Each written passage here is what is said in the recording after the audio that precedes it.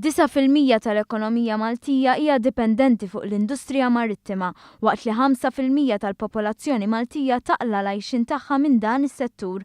Bilan li s-settur marittimu f'pajjiżna jkompli jikber, is-Segretarju Parlamentari José Herrera aġġorna l-politika marittima biex issa pajjiżna għandu politika integrata għal dan is-settur.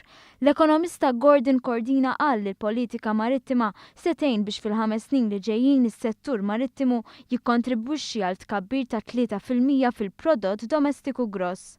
U għajk aħna nkunu kapaċi nitlu f'din l-inizjattiva permezz ta' clusters illi jinvolvu dan il-sħab effettiv bej privat u pubbliku, allura bekk għandna potenzjal fejn anke nkabbru l-ekonomija tagħna madwar 6,000 ġob ġdid ta' kwalità aħjar li jfisser ukoll imbagħad 3% tkabbir fil-prodott gross domestiku tagħna. José Herrera qal li l-politika marittima se tgħin biex ikunu attirati aktar servizzi relatati mal-qasam marittimu, bekk is-settur privati gawdi minn aktar investiment. Għal Malta hija indispensabbli. Għaliex? Għaliex mhux qed nieħdu biżżejjed mis-settur marittimu. Biex inti timxi l qudiem fis-settur privat, speċjalment fis-settur marittimu fejn għandek prioritajiet differenti minn varji setturi, irid ikunu s-settur privat illi jixpruna l-idejat, li ħorġ b'idejat. Il-politika marittima se tkun ibbażata fuq 4 prinċipji kruċjali għas-settur marittimu.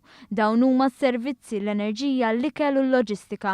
Il-politika marittima tfasslet fuq il-qafas tal-miri u prinċipji tal-Unjoni Ewropea għall-2020 fejn jidħol it-tkattir tal-impjiegi u l-ħolqien tal-ġid ekonomiku.